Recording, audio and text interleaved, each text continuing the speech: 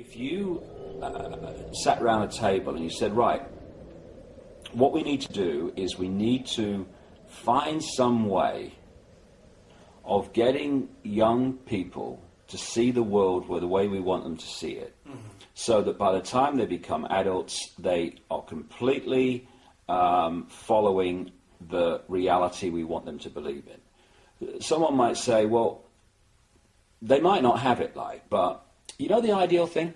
What we do is we have a system where we take children away from their parents at least 5 days a week, all day, from about the age of 4 and 5, and we have control of their minds until they're about 17, 18. That would be ideal. Well, of course, that's what happens. It's called the education system, and it's indoctrination. Só queria falar sobre como a educação ela foi criada justamente isso, né? Para acabar com a criatividade do ser humano e não transformar as pessoas em pensadores, mas sim em trabalhadores. A escola é uma separação de corpos entre docente e discente. Eu não entrei na caixinha que eles queriam que eu entrasse e por causa disso eles me desestimulavam. O sistema de educação de hoje ele não foi feito para ensinar as pessoas, mas ele foi feito para garantir que as crianças que entram na escola saiam de lá robozinhos perfeitos para entrar no sistema, para trabalhar, para serem escravos desse sistema.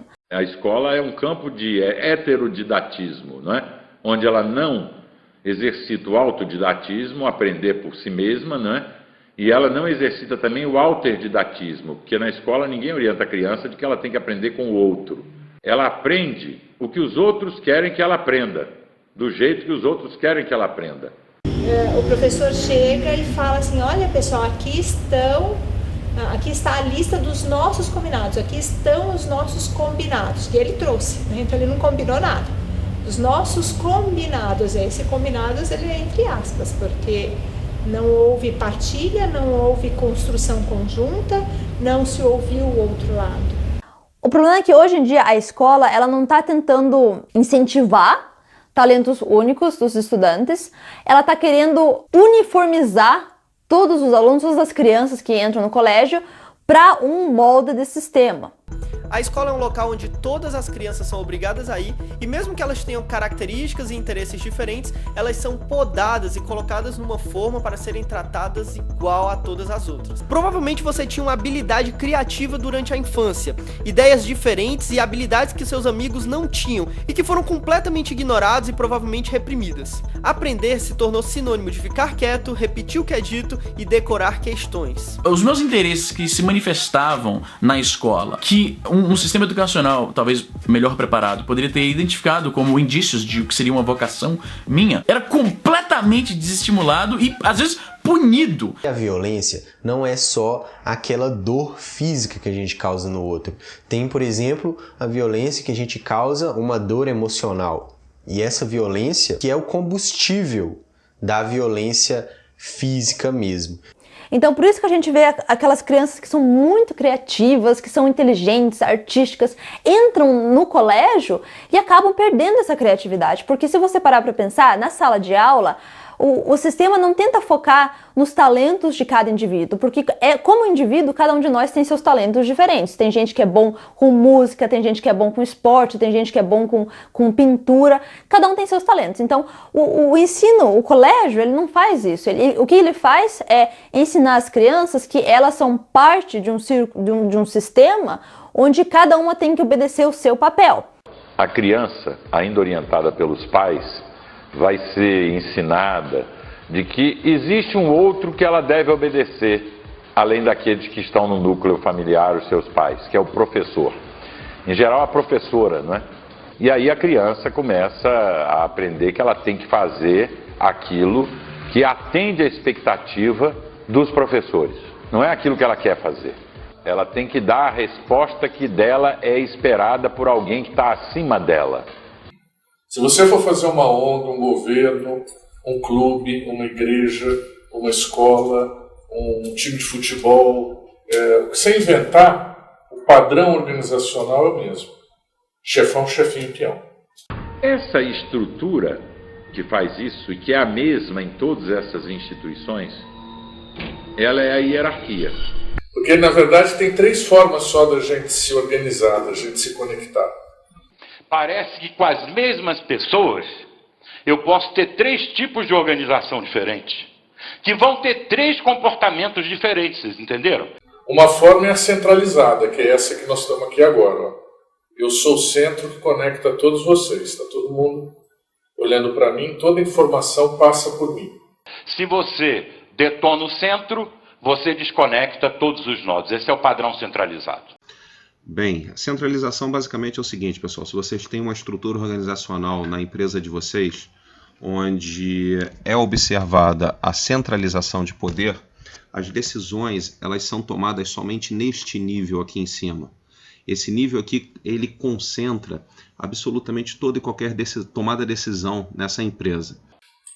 A outra forma de se organizar é a descentralizada, que é essa que nós estamos agora. Ó. Cada mesa dessa aqui é um centro. Isso é a hierarquia que a gente conhece, é a cadeia de comando e controle, é o organograma. A gente vai descobrir, olhando para esse slide do meio, para esse diagrama do meio, que não é sem centro. Descentralizado quer dizer que tem muitos centros. O descentralizado quer dizer multicentralizado. Toda a nossa sociedade humana é organizada assim, hoje independente do conteúdo. A hierarquia é uma coisa própria das estruturas, das topologias descentralizadas. A descentralização faz com que as decisões sejam pulverizadas nesses níveis mais baixos aqui da organização. Tá? A ideia de autoridade, aquela autoridade tomando a decisão, ela acaba perdendo um pouco da força e as decisões são delegadas para as pessoas que ocupam os níveis mais baixos da estrutura de comando.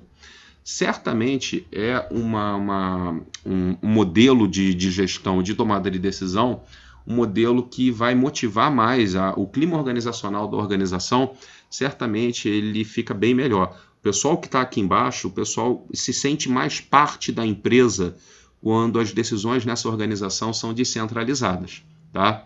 Aí ela começa a ter a noção da hierarquia hard, assim, da hierarquia sem nenhuma vestimenta, vamos dizer assim, emocional, como ela tinha no seio familiar. A aprendizagem deve ser feita por professores bem treinados, que irão ensinar minuciosamente as verdades absolutas escritas nas apostilas.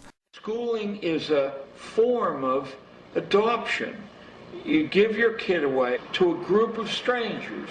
You accept a promise, sometimes stated and more often implied, that the state, to its agents, knows better how to raise your children and educate them than you, your neighbors, your grandparents, your local traditions do. And that your kid will be better off so adopted. By the time the child returns to the family or has the option of doing that, very few want to. Their parents are some form of friendly stranger too, and why not? In the key hours of growing up, strangers have reared the kid. Now let's look at the strangers, of which you were one and I was one. O berço da educação pública primária se inicia em Esparta, onde para fins militares as famílias eram obrigadas a entregar suas crianças aos centros de ensino, onde eram exaustivamente treinadas e ensinadas que deveriam defender o Estado espartano, sendo apenas uma ferramenta do exército e que suas vidas tinham como objetivo atender aos interesses de Esparta. Quando o menino nasceu, como todos os espartanos, ele foi examinado. Se ele fosse pequeno, fraco, doente ou deformado, ele seria descartado.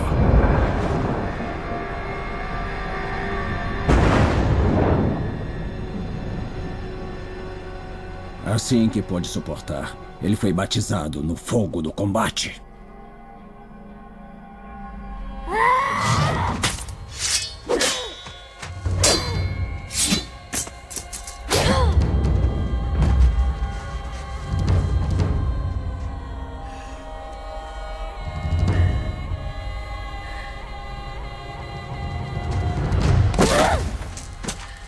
Foi ensinado a nunca recuar, a nunca se render.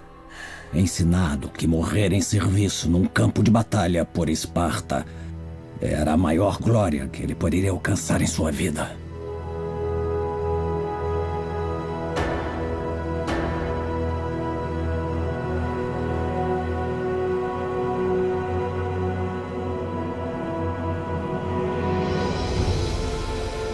Aos 7 anos, como era de costume em Esparta, o menino foi retirado de sua mãe e levado para viver num mundo de violência. Construído pelos 300 anos da sociedade guerreira de Esparta, para criar os mais fortes soldados que o mundo já conheceu, o Agogê, como é chamado, força o menino a lutar, a passar fome, a roubar, e, se necessário, a matar. Com bastão e chicote, ele foi punido e ensinado a não demonstrar dor nem piedade. Era constantemente testado, jogado na selva, deixado para medir sua determinação e astúcia contra a fúria da natureza. Esta foi sua iniciação.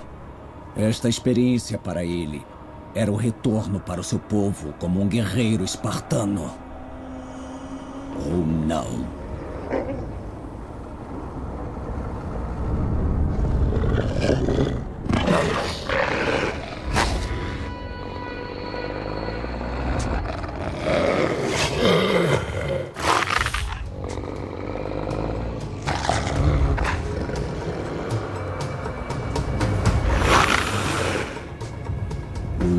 Começa a rodear o menino. Garras de aço negro. Pelo negro como a noite. Olhos de rubis flamejantes. Joias vindas do inferno.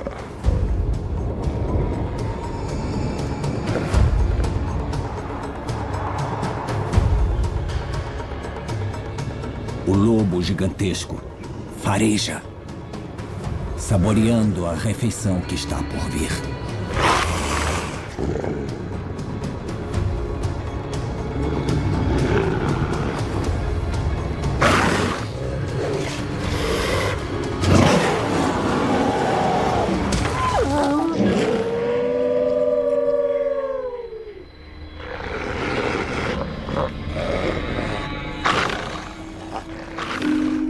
Ele não sente medo, somente a alta percepção das coisas. O ar frio em seus pulmões, o vento nos pinheiros que se movimentam contra a noite que cai.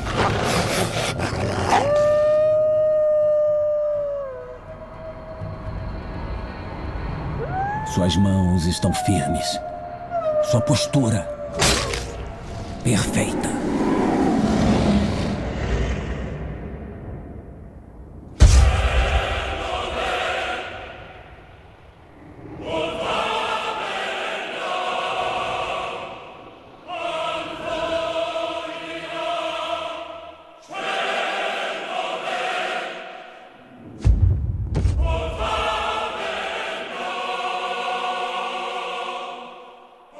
Então o menino, dado como morto, retorna ao seu povo para a sagrada Esparta.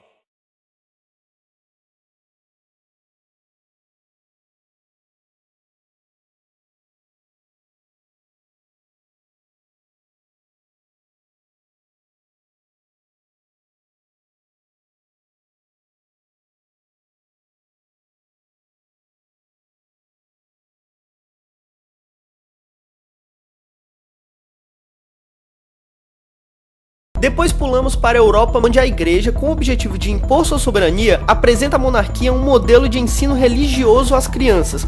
E aí, nesse contexto, berço do absolutismo, temos a escola definida pelo império, ensinando que o governador é Deus, que suas vontades não devem ser questionadas e ensinando filósofos que concordem com essas ideias. Recomende aos irmãos que respeitem as ordens dos que governam e das autoridades, que sejam obedientes e estejam prontos a fazer tudo o que é bom.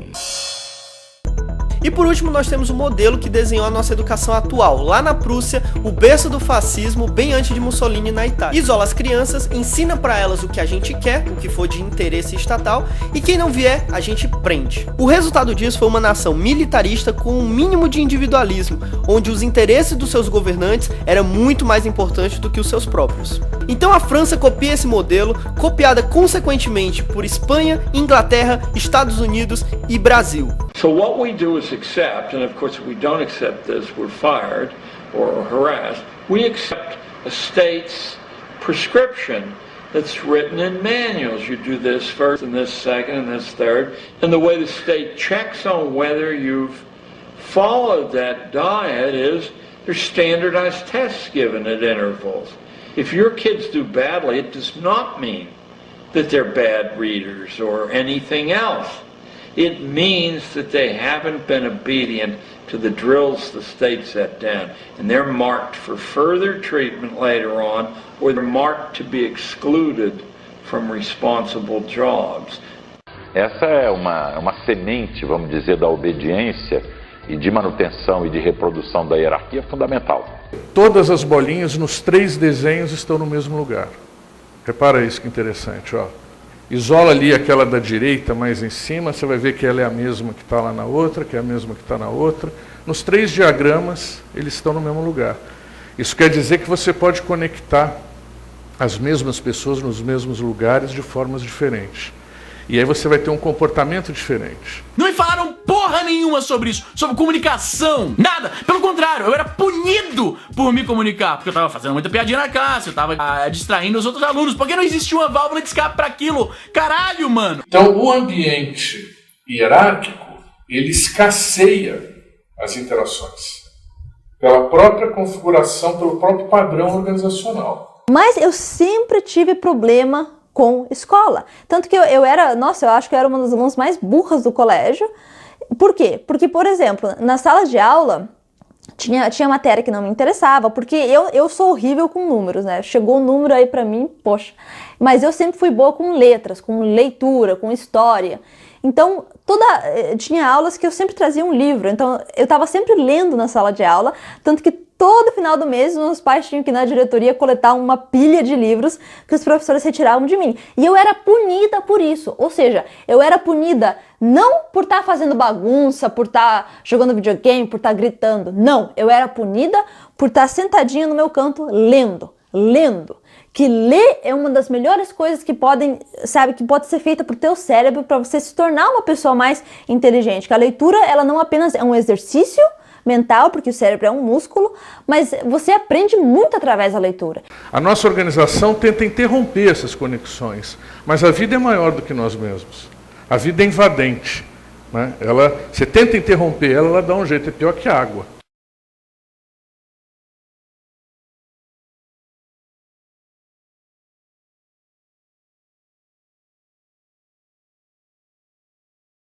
Todas as pessoas que estão aqui embaixo, quando elas tomam conhecimento, quando elas percebem que as decisões não partem delas, as decisões partem de quem está aqui em cima, vocês podem ter certeza que há um nível de desmotivação muito grande desse pessoal aqui. Na escola também várias outras coisas vão acontecer, não é? A criatividade dela vai ser completamente tolhida, não vai acontecer nos momentos em que ela quer. É uma criatividade que é esperada, porque é sempre a resposta a um estímulo que é dado de cima, a um estímulo de um terceiro, e não a partir de um desejo. Então, cada um desses sistemas educacionais tem as suas vantagens e desvantagens, só que no final do dia, todos eles fazem a mesma coisa. Endocrinar, eu sei que teve gente que falou que essa palavra é errada, mas no inglês a gente usa essa palavra, que é fazer essa lavagem cerebral nos alunos para não criar indivíduos capacitados, cada indivíduo aí com sua habilidade, enfim, não, para criar um conjunto uniformizado para formar aí essa geração que vai trabalhar. Era muito possível que o meu site, esse vídeo que você está assistindo, não existisse porque eu, quando criança, tive esse começo de querer se comunicar e veio as figuras de autoridade da minha vida e falaram: você não pode, tá aqui o zero, você fugiu do tema, você não pode ficar fazendo piadinha, você não pode conversar na sala, você não pode contar uma história legal, vai se fuder, mano! Então, antes de chegar na violência física, a gente passa por vários estágios de violência, de troca de violência verbal e emocional, que é a espiral do conflito que a gente já conversou, na verdade. Eu sou agressivo com você, te machuco emocionalmente, você sente ressentimento,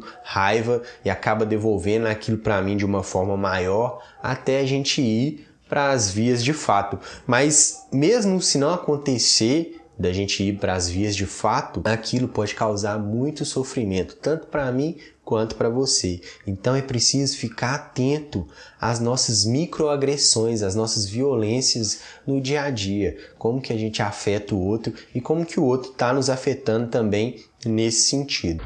Ela vai aprender também uma coisa fundamental, que não adianta espernear, não tem saída, ela vai ter que se conformar com aquela situação. E não é à toa que, se você perguntar se ela gosta de ir para a aula, ela vai dizer que não gosta. E o engraçado é que no próprio sistema de educação, a gente muitas vezes não aprende coisas úteis. Por exemplo, eu sempre me perguntei por que na escola a gente não aprende o porquê, como é feito os impostos, por que a gente não aprende a sobreviver, tipo, crescer alimentos, coisas assim necessárias para o sobrevivimento humano. Não, a gente só aprende a decorar teoremas, definições. Mano, eu saí do sistema de educação com 15 anos. Meus pais investiram dezenas de milhares de reais para mim, pro meu irmão, pra minha irmã. E eu saí no terceiro ano sendo inútil. Eu era uma pessoa inútil pro mundo, pra sociedade. Eu não sabia fazer porra nenhuma. É tipo aquela história assim: o peixe pode até ser um gênio, mas se ele for forçado a escalar uma árvore, ele vai se considerar um idiota. Por quê? Porque tudo depende das habilidades de cada indivíduo, e isso não é incentivado. Não é difícil saber o porquê você não teve suas habilidades empreendedoras desenvolvidas durante a escola, e que você não consegue pensar na solução de um problema que não seja um Estado resolvendo por você. A educação escolar atual é simplesmente uma ferramenta doutrinadora que te ensina a amar e se tornar dependente do governo e de seus interesses. Apenas uma modernização do sistema prusso de Gramsci e Vygotsky. Quando a gente está dependente, seja por uma necessidade temporária, quando a gente fica doente ou sofre um acidente, fica dependendo dos outros, não é uma situação muito ruim? Eu passei uma década acordando cedo, indo pra um lugar, meus pais gastando gasolina pra me levar lá, gastando dinheiro, gastando energia, gastando a minha juventude, e eu saí da escola sem saber fazer nada. Na escola, o brincar, o fazer alguma coisa sem objetivo e sem um resultado esperado, não é bem visto, a não ser em determinados momentos. Na hora do recreio. O recreio não é uma recriação, não é uma criação. O recreio é como se fosse assim um descanso, né? Onde para ela suportar o ensino. Parece aquele banho de sol que os presidiários têm direito. A hora da recreação, o recreio, como eles chamam, no meu entendimento é a melhor hora, porque é a hora que eles podem interagir livremente e é a hora que eles têm mais condições de aprender realmente. Como na vida. Se a aprendizagem é vida, a escola é como se a escola tivesse feito um mundo artificial lá dentro. Não pode um número de coisas com as quais todo mundo tem que lidar lá fora. Essa ideia de aqui dentro, lá fora, muro, totalmente desconectado da vida. Então é difícil de acreditar que todo mundo consiga desenvolver plenamente aquilo que pode dentro dos muros da escola. A gente gasta muito dinheiro, muito tempo, muita energia, destrói o espírito de algumas pessoas, mano. Na moral. O TED Talk mais visto no mundo é o do Ken Robinson, né? Escolas matam a criatividade. E eu acredito que as escolas, elas também matam a aprendizagem. As escolas, elas nos traumatizam em relação a aprender. Por quê? Porque nós passamos quase 2 décadas aprendendo na base da coerção, na base do medo, na base da obrigação, sem prazer. Aprender tem que ser um prazer. Deveria ser um prazer inerente ao ser humano, mas que a gente vai traumatizando em função de anos e anos de experiências traumáticas em relação a aprender. Você partir do pressuposto que você tem um espaço específico onde você aprende, espaço específico onde a aprendizagem se dá, e esse lugar, que é chamado escola, é que certifica se você tem o conhecimento necessário, conseguiu atingir os objetivos necessários, é uma desculpa, na verdade, porque as pessoas saem da escola com níveis de aprendizagem completamente diferentes e tipos de aprendizagem completamente diferentes. A questão da escola em si, a instituição, não está ligada à questão da aprendizagem, está ligado mais à questão da ensinagem, está ligado à questão de como você, de te ensinar uma maneira específica de se relacionar com a sociedade, de se relacionar com o outro. Mano, isso não é um uso de tempo, de energia, de dinheiro, de recursos útil. Não é inteligente isso. Há quem critique que apresente um modelo melhor. Caso você ache isso ruim e decida educar as suas crianças de acordo com a forma que você considera eficiente, você simplesmente não pode, porque isso é literalmente ilegal. A livre aprendizagem passa a ser alguma coisa subversiva. Você deve aprender aquilo que será útil para você, porque a sociedade acha que aquilo é o que será útil para ela. Pensa comigo, tentar melhorar o sistema de educação atual, tentar educar seus filhos por conta própria ou da forma que você considerar mais eficiente podem te levar para a cadeia. Você realmente acha isso normal? Isso não é um uso inteligente de tempo, de dinheiro, de esforço. Você sempre foi acostumado a responder da forma correta. E se você errasse, você tinha que sentir vergonha. Não era uma oportunidade de melhoria. Muitas vezes o erro é visto como um fracasso. Ah, você errou, ah, foi ruim. Medo de errar, porque errar é uma falha. De onde é que você acha que nasceu esse sentimento? Na escola. O motivo da existência de um ensino público obrigatório, ou no caso de escolas particulares reguladas por um ministério estatal, nunca foi preocupação com você, e sim doutrinação de uma população.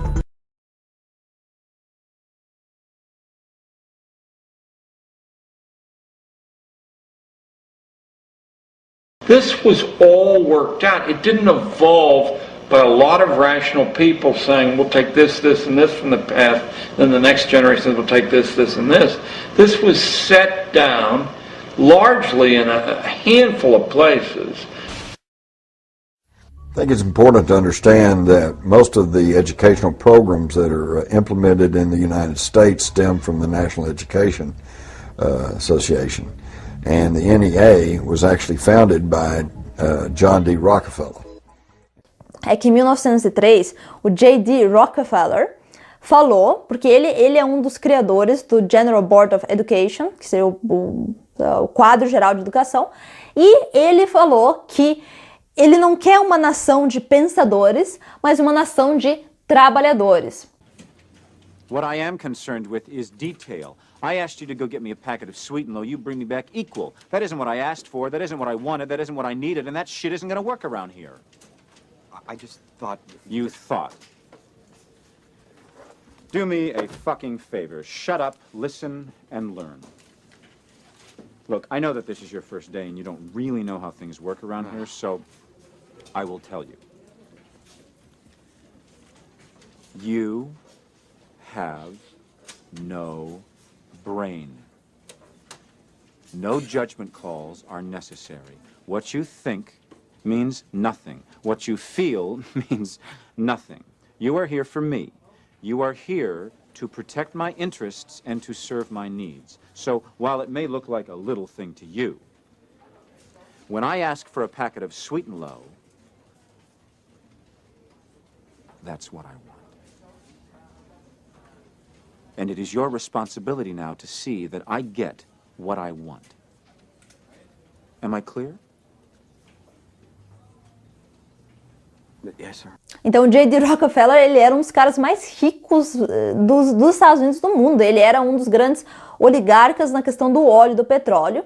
E ele, logicamente, estava envolvido com a criação do sistema educacionário, que nem aquele livro que eu mostrei ontem para vocês, que fala justamente como Quem tem dinheiro é quem financia, ou seja, as grandes corporações, é quem financia as universidades, os setores de pesquisa. Então a gente acaba aprendendo apenas o que eles querem que a gente aprenda. Por isso que muitas vezes o que é aprendido na escola ou na universidade não é a realidade. John D. Rockefeller, I think, voiced the beliefs of this ruling elite that wants to try to homogenize our education system when he was quoted as saying, "I don't want a nation of thinkers, I want a nation of workers."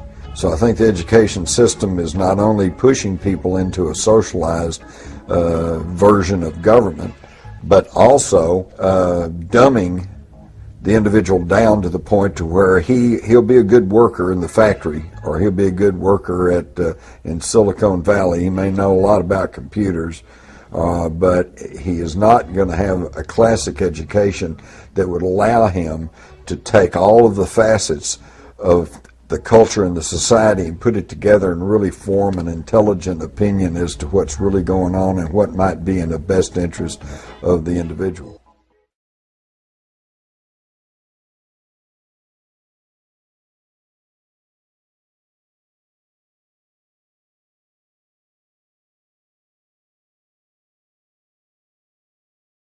Você, depois de passar pelo processo escolar, ser vítima do processo escolar, todo lugar que você vai viver vira uma escola. Você quer reproduzir escola. O ensinado passa a ser um ensinador.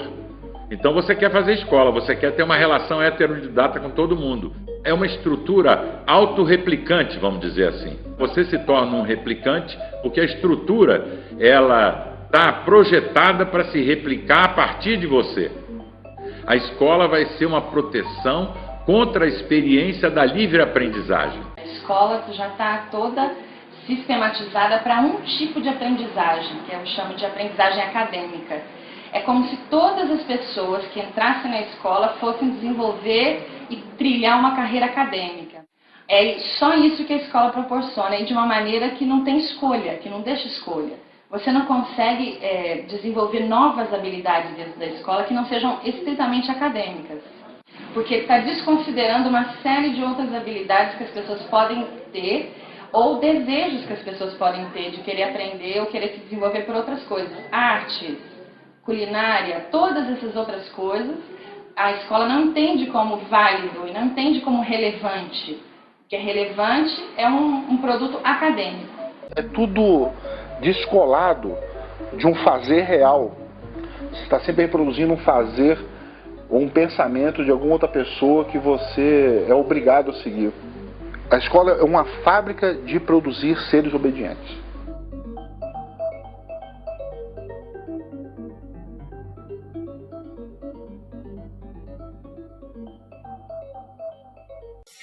E a gente entendeu que isso é o mais eficiente. A cadeia de comando e controle é o que gera maior eficiência e, de fato, para a reprodução é a coisa mais eficiente que tem. Porque você exclui um monte de coisa que está acontecendo no entorno disso para fazer aquilo que você já conhece. O domínio do indivíduo dá-se em uma escala celular, começando esse processo demorado, porém eficaz, desde criança, corrigindo imperfeições e adequando aptidões que sejam, obviamente, convenientes. Tudo isso é feito para mecanizar os cidadãos, transformando-os em aparelhos que cumprem ordens sem questioná-las.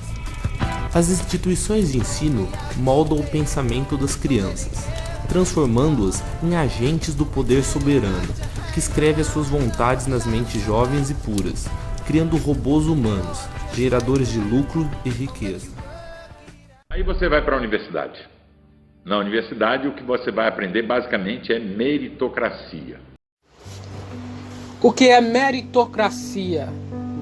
A meritocracia pode ser interpretada como um conjunto de valores que rejeita toda e qualquer forma de privilégio hereditário e corporativo e que valoriza e avalia as pessoas independente de suas trajetórias e biografias sociais.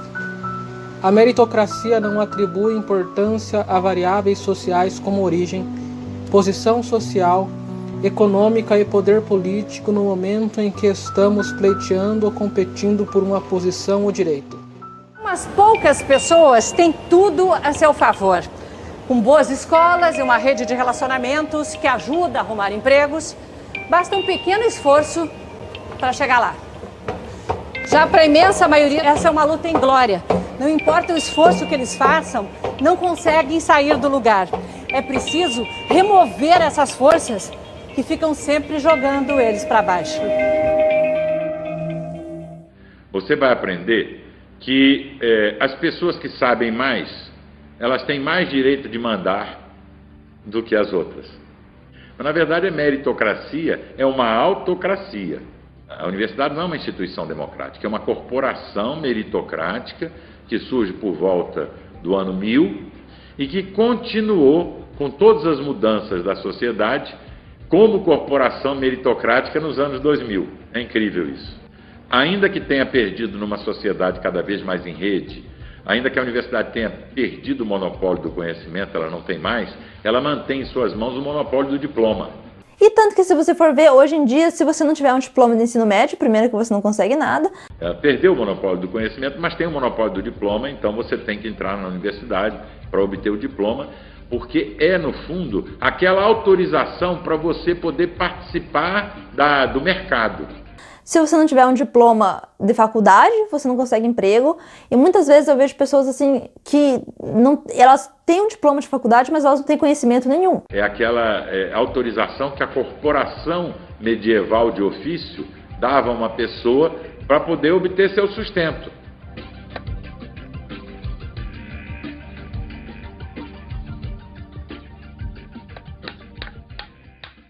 O que a gente aprende já foi designado por quem controla o mundo. Eu, por exemplo, o conhecimento que eu tenho, eu aprendi 90% trabalhando em companhias e 10% na minha universidade, porque essa é a realidade. O que você vai aprender sentado numa cadeira, lendo definições, memorizando, que nem um robozinho, memorizar. Se vocês forem olhar as fábricas na China, como é que elas funcionam, é bem similar com um sistema, com uma sala de educação. Isso é um fato. As pessoas dessas casas vão todas para a universidade, onde entram em caixinhas quadradinhas, iguaizinhas. Saem doutores, advogados, banqueiros de bons negócios, todos eles feitos de tic-tac, todos iguaizinhos. Então você que tem um diploma em qualquer coisa, você quando escuta alguma coisa diferente, você vai pensar, não, tá errado, porque eu aprendi assim na minha faculdade. Depois, ou durante esse processo final da sua educação, vamos dizer, acadêmica, escolar e acadêmica, você então vai ser um empregado. Você vai entrar naquela estrutura em que as pessoas comemoram as sextas-feiras e amaldiçoam as segundas-feiras. Só por isso a gente já devia desconfiar que alguma coisa está errada. Você tem que vender 70% do seu tempo para viver a vida que você quer durante os 30% restantes, o sábado e o domingo, ou às vezes só o domingo. E você acha que isso é normal. É um pedágio que você está pagando. Se a gente for parar para analisar até uns anos atrás, a gente vai ver que a própria sociedade está cada vez mais forçando as pessoas a ter que trabalhar mais e mais e mais. Por exemplo, nos anos 50, se você fosse ver, a maioria das famílias, só quem precisava trabalhar era o pai. O homem saía, trabalhava, voltava, a mulher estava em casa, cuidando dos filhos, enfim. Hoje, é necessário que os dois lados trabalhem apenas para a família poder se manter. Ou seja, os dois têm que estar fora de casa, trabalhando. E o que acontece com as crianças? As crianças não mais recebem aquela educação que deveria ser recebida em casa, antes de tudo. Não, elas já começam todo o processo educacionário no colégio. Ou seja, o governo tem livre carta branca para começar a ensinar as criancinhas desde pequenininho tudo que eles querem que elas aprendam. A empresa é uma estrutura que diz para você, você não precisa empreender. Deixa que eu empreendo por você. Eu que sou o dono da empresa, o responsável pela empresa. Você não precisa inventar. Deixa que eu invento por você e você vai trabalhar para mim. Né? É uma estrutura que diminui as suas potencialidades, evidentemente, humanas e sociais. Depois de uns 8 a 10 mil dias de impregnação ideológica, né, de inculcação de um determinado padrão de comportamento, quando a pessoa chega no local de trabalho, ela já é um agente reprodutor da Matrix, ela já é um agente que vai fazer o programa continuar rodando. Quando você não percebe isso, quando você entra na empresa e acha que conseguiu um bom lugar, um bom cargo, né? Aí você está preparado. É o sinal de que você está adequado. É um sinal de que você está respondendo positivamente a todas aquelas coisas que o programa que foi implantado em você queria que você conseguisse. A gente acha que a gente vai conseguir subir até o ponto mais alto da hierarquia. Nós fizemos tudo certinho. A gente fez o que o papai e a mamãe falaram que ia funcionar. A gente foi para a escola, passou de ano, não brigou com a professora.